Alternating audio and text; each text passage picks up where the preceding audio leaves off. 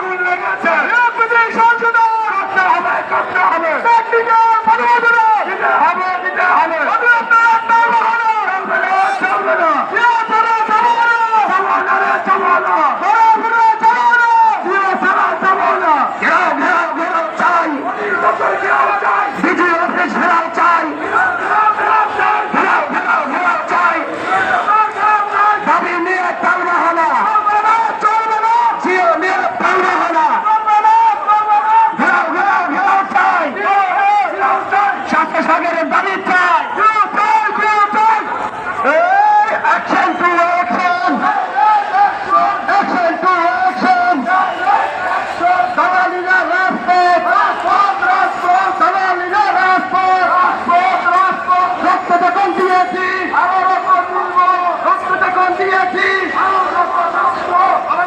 আমার দাবি